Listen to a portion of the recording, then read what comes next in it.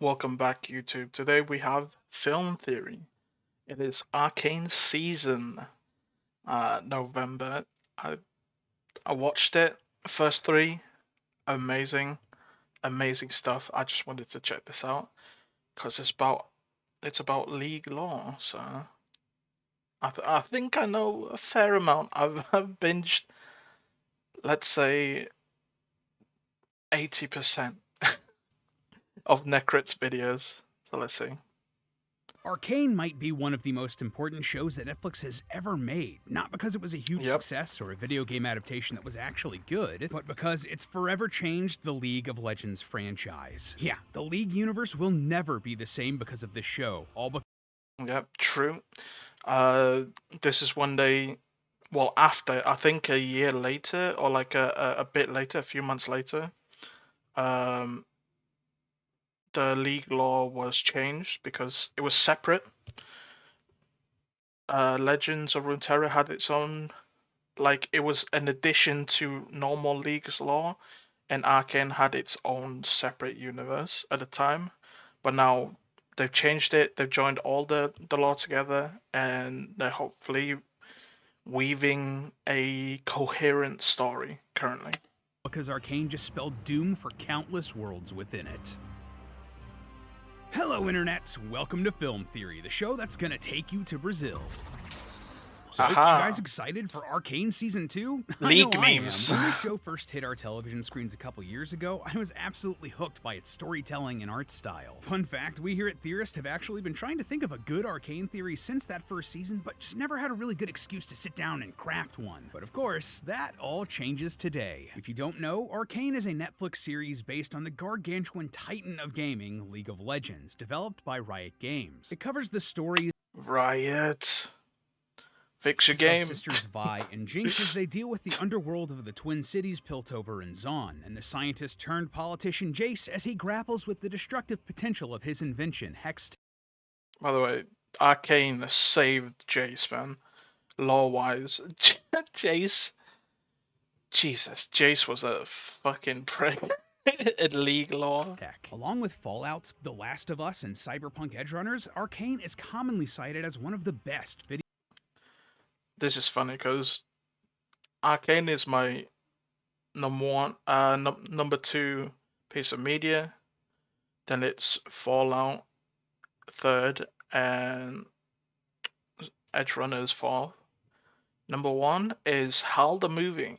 Shout out to you guys if you have ever seen that. It's not a masterpiece or anything, but I just love that movie. Video game to television adaptations out there, which surprised a lot of folks. Like, League of Legends isn't exactly known for its groundbreaking story, but Riot believed in this project and they let it cook. Not gonna lie to you, loyal theorists, this is one of those weird episodes where it definitely feels like we're straight up just taking a toy. It took a while to believe in it. It took only one crazy guy who gushed over League law so much and managed to convince League to managed to convince Riot to lend him, like, was it 85 grand for like a little animation showcase, and got the show running, man. Shouts out to him, man. Fucking love it. Love it. You created, I just keep remembering the meme of Riot Games is like, it's a music studio, it's now a animation studio, and they make games on the side, man. Off of game theory's shelf because, boy oh boy, we are definitely talking a lot about League lore today. Which is why I wanted to bring on a special guest for today's episode, a summoner who knows League of Legends inside and out. The only gamer I trust in this situation, Santi. Hello, I don't know Woodblade who Santi this here, is. coming down from the island that is top lane. And I ain't no faker. I've been playing League He's a top laner. I It would have been great if they got Necrit on this. That would be so good, but obviously they have to do the internal thing. But this guy mentioned top lane. If you're into League, the League scene, uh, top laners, let's just say they like the file type PDFs. I'm kidding. I'm not saying like Santi is, but it's just a meme. for about 6 years, but I've been playing MOBAs since Dota was a mode on Warcraft 3. Hashtag bars. Thanks for coming on, Santi. Man, we still gotta play match. As long as you don't play Shaco, I'm down anytime. How dare Yeah, how dare you, man? I love Pink Ward.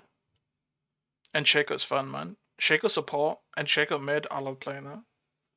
Shaco's fun, man. Fuck you. you? Believe it Fucking top laners, dude. or not, but Riot spent forever on this thing. They first had the idea for Arcane all the way back in 2015, and it took 6 years to get made, teaming up with the animation studio Fortiche. They previously made story 40, shout out. Fucking huge studio, man. Jesus Christ. Amazing people. cinematics for League, as well as music videos for bands like Imagine Dragons and the Gorillaz, and They did what? They did videos for Gorillas? That's so sick. What the fuck? I love Gorillas. KDA, a virtual band created by Riot using their League characters. Absolutely slaps, by the way. This series was a bit of a gamble, but it paid off. Arcane was a huge hit, and both longtime fans and newcomers alike had a real hunger for more Arcane and other League story content. Riot must have been feeling it too, because they bought a significant portion of Fortiche and announced both a second season of Arcane and multiple other projects in development. After all, Arcane only covered the story of a few champions. There's plenty to mine here. You got the Edgelords, Yasuo and Yone. And I know I personally wouldn't mind seeing a series about Silas wrecks me in mid lane, but that would be a great story to watch. That's actually why I wanted Yeah. to talk Love the Demacia feud between mages, man. That'd be so good as a series. If Arcane branches off, oh man. Or you could have like Ionia, all the waves love that place. But Mount Targon and Demacia, dude, that'd be so good. about Arcane today. See, moving forward, this sort of show is going to be a huge deal, not only for Riot Games as a company, but for League of Legends as a universe. Sure, it's changed the way people look at League as a game, but when you look at the lore of the Runeterra, No one sees League as a game, man. League is not a game. League is everything other than a game. universe and where Arcane fits into it, Arcane may be the most consequential thing to ever happen to the League of Legends multiverse, and some of it may be completely destroyed as a result. Get ready to jungle, loyal theorists. We're about to gank the lore. I got Jesus, that. man. I understood that reference. So I feel like we need to start with a little bit of a history lesson, because until Arcane, most of the lore of League's champions was contained to cinematic cutscenes, online bios, and voice lines. Some that became memes, okay, and some that were serious. Every life ends with us. Early on, League of Legends basically I love Kindred, man. My most popular TikTok video that I made is about Kindred. It's just a crappy, cheesy montage. had no story. Like, in the first years of its release, Riot had no writers, and each of the champions only had like a paragraph of a storyline, which some of the devs spent a couple hours cobbling together. The focus was on making a fun game, not a sprawling universe. But as more and more characters and arenas got added, a plot started to form. Players were introduced to a world called Runeterra, where the land is rife with magic. But this magic was not always used for good. Magical wars would constantly break out across the various kingdoms like Piltover and Zon. The Rune Wars, yeah. Shout out to the old lore, summoners were a part of it. Rip. All-out mage wars Completely started to retconned. destroy Runeterra as a whole. To control the fighting and stop the end of the world, a coalition was formed where wars would no longer be necessary. Instead, disputes would be settled by the nation selecting warriors to fight in a Summoners. gladiatorial arena. Mages would summon champions like Jinx, Vi, and Echo to fight in these battles in a legendary league. What are we, some kind of League of Legends? Hated that. Moving on. In case it wasn't clear, the players were the summoners and the fighters in the arena were the characters of the franchise. That was the whole narrative conceit of the gameplay. Well, it was, until Riot changed it all. See, in 2014, they switched things up. The players were no longer summoners. In fact, there weren't any... Yeah, it doesn't fit, man. I like current law. Fuck the summoners, man. Sometimes it can work for some games, like TF2. Their law actually incorporates why the red and blue side are fighting. which is pretty funny. But I think for stuff that's not too like serious like that, law that's not too serious, that's okay. But legal law is like super serious now, so I prefer this.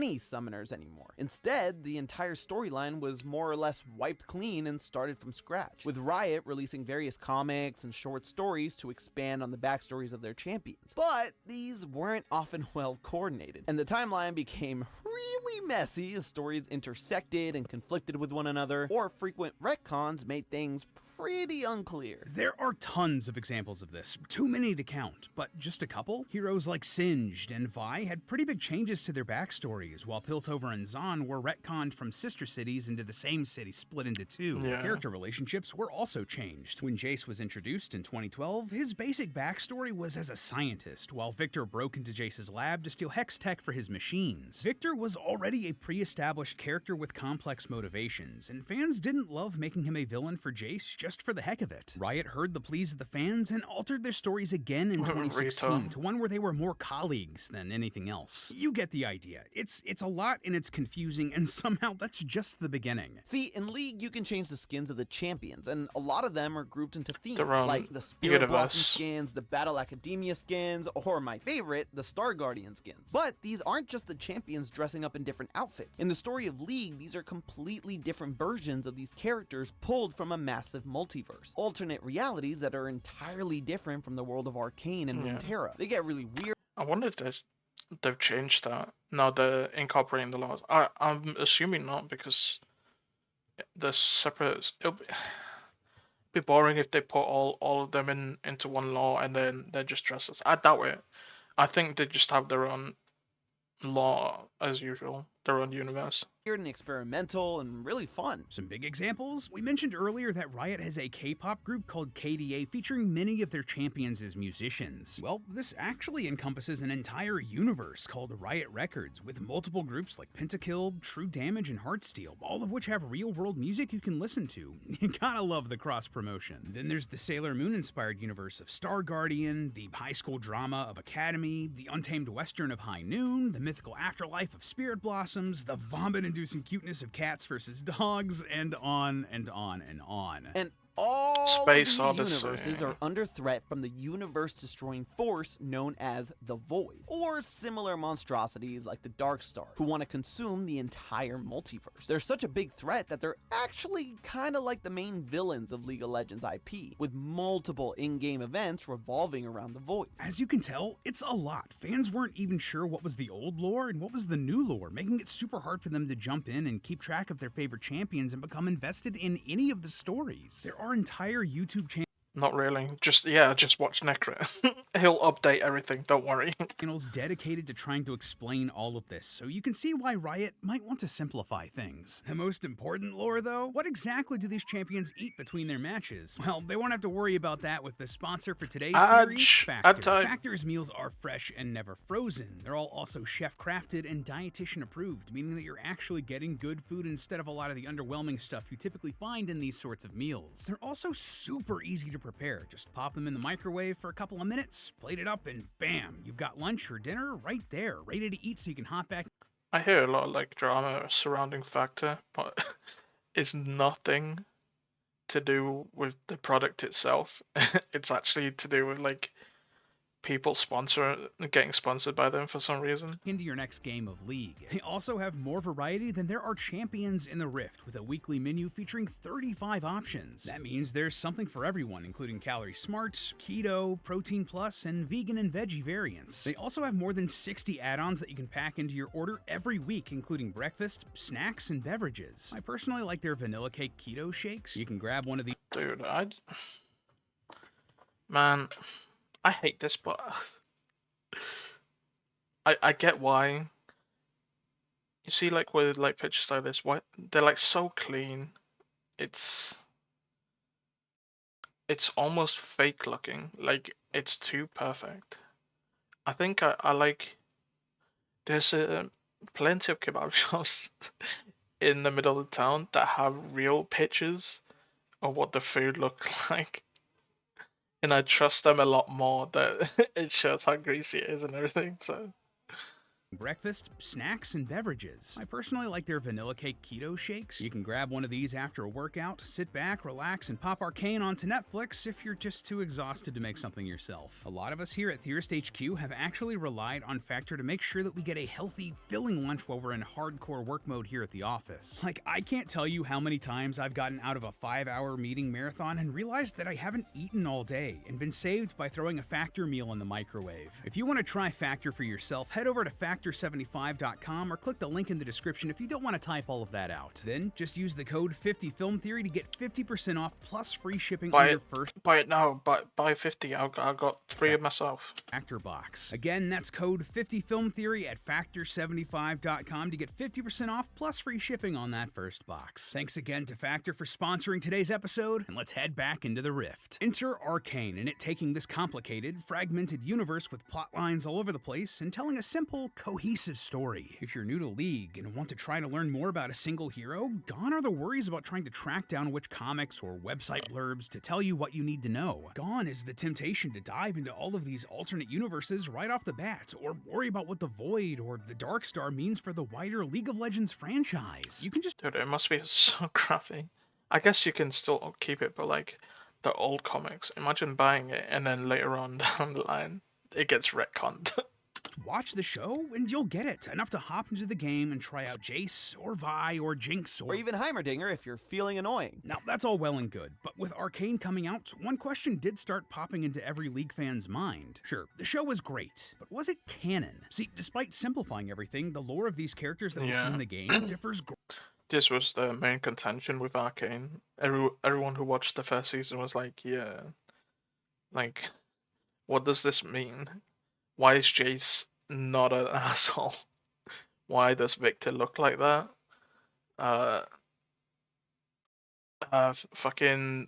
Jinx and Vi's confirmed sisters now. Like, instead of like the League lore kinda not really saying anything towards that. greatly from what we see in the show. An example, in Arcane, the character Victor has an illness which drives him to further technology, even at great risk to himself and others around him. He doesn't mean to hurt the people he cares about, but his life is literally on the line, and he grows increasingly desperate in his experiments. I love this. New Victor lore is so good compared to just fucking old Victors. Like, it's kind of cringe. It's just obsessed about upgrading. Like, I wonder how they're gonna incorporate like Oriana in that. This guy? No, that can't. But compare that with League's Victor, he's an idealist devoted to improving humanity at any cost, to the point of obsession, and sees technology as a means to that end. By the time we play him it's fucking cringe. in League, he's more machine than man. Still can't fix all your flaws. These differences also extend to relationships. I laugh, it's so cringe, man.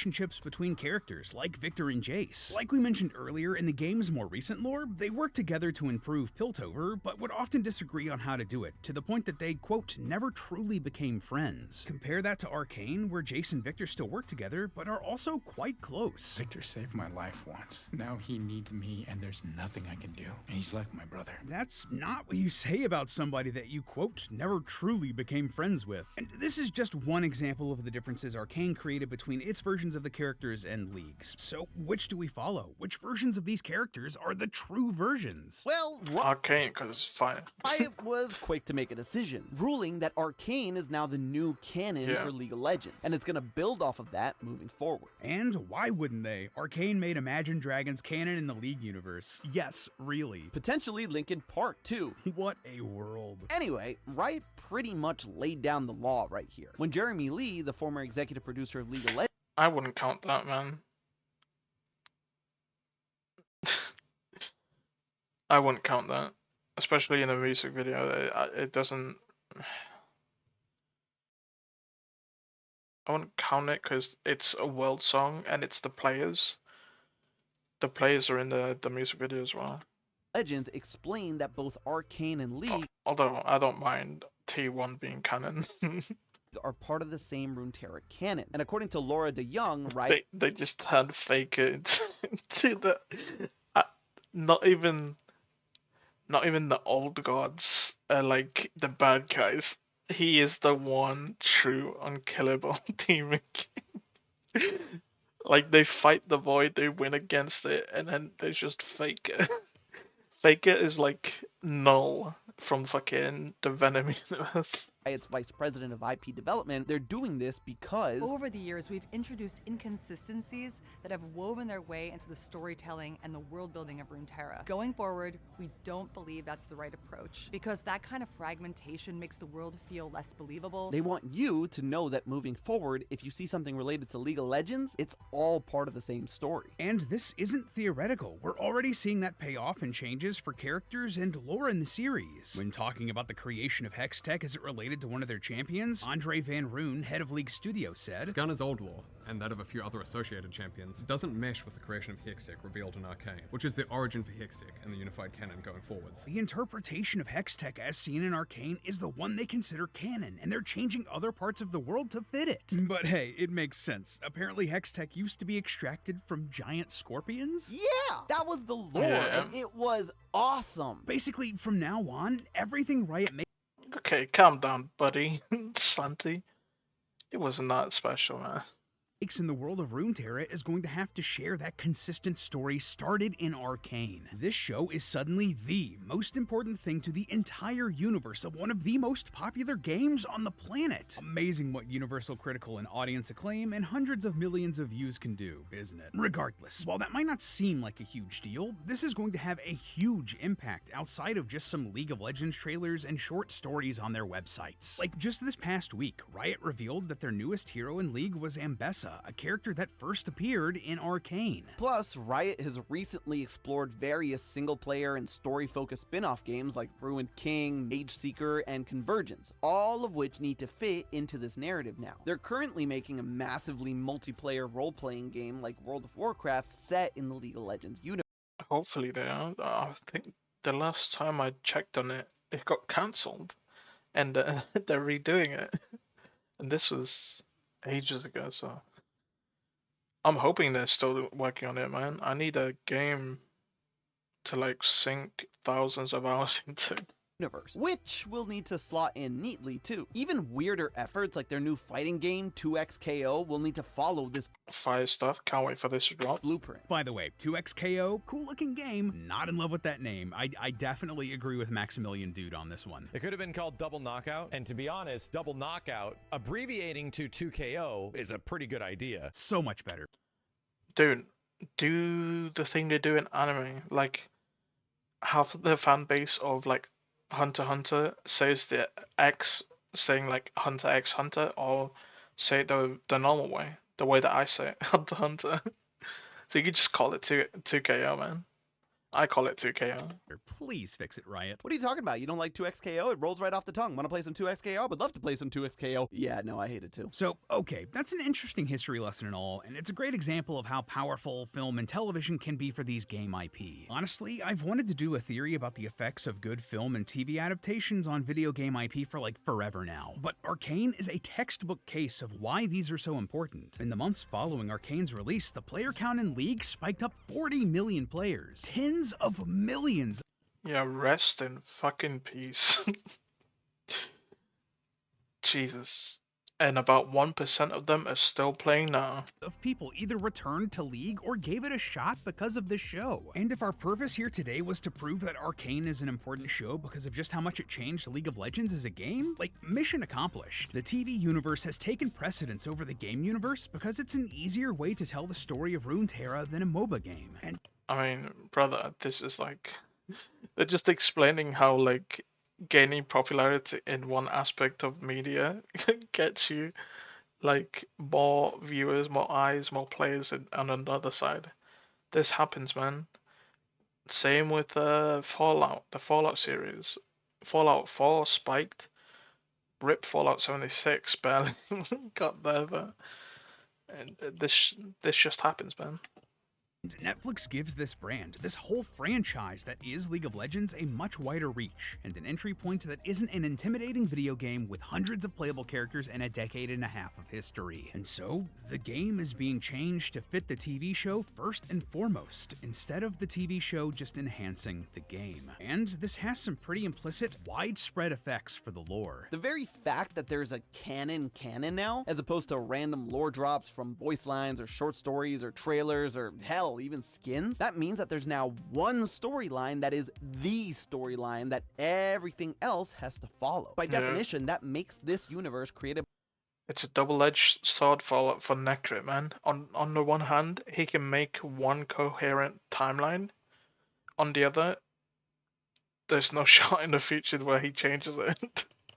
Because it's just that one storyline and there's no retcons. By this TV series, the most important one. Like, sure, you can have these fun, different alternate realities to sell skins of Ari dressed like a K-pop star, but that has to take a back seat now to what they're doing with Arcane. And just the very fact that Riot is prioritizing Arcane and its universe, they more or less have whittled down the relevant universes in their multiverse of IP. Remember earlier when we talked about the Void and Darkstar? It's the main big bad in the League IP. A multi-universal threat that consumes realities to make itself stronger. That old universe, the one with the classic lore before it was updated and simplified for Arcane, the one that people spent over a decade of their life playing in and coming to love, the one that grew memes and solidified an entire genre of gaming, it's gone now. More or less, it's fallen into the void and been consumed by it. And it's not the only one. Think about it. Whenever a skin line fails or a story of an alternate dimension just doesn't hit with the audience, sure.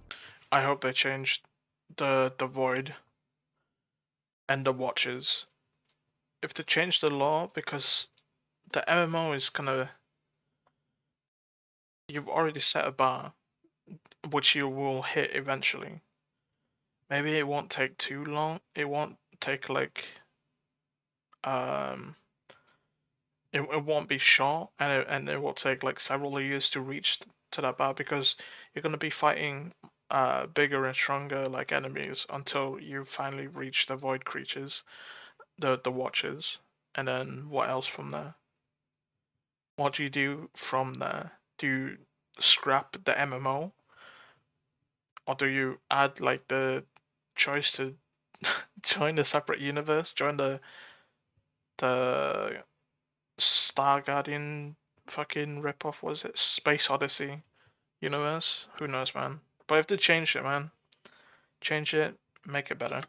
Maybe you can go buy the skins still if they're in rotation, but the stories of those realities, they end. For all intents and purposes, they're consumed by the Void or the Dark Star. And isn't it interesting that very recently Riot added an important new lore character as a champion, Bel'Veth, a character that was basically the Empress of the Void. They added this character in 2022, right after Arcane released, and that was a big success. They basically went out of their way to remind players that the Void exists and that they're the main villains of the whole dang IP, right when they were rebooting their storyline and getting rid of the old lore. Getting rid of older worlds, allowing them to get eaten by the void that is irrelevance. All so they can focus on their new TV-led universe. Yep, Riot's little experiment on Netflix was a huge success, no doubt, enough that it has changed League of Legends forever. Arcane may very well be the best thing that's ever happened to the League of Legends IP as a franchise, and the worst thing That that's is ever true, happened man. to the universes in its lore as the void threatens to consume the ones left behind. Guess they just need to be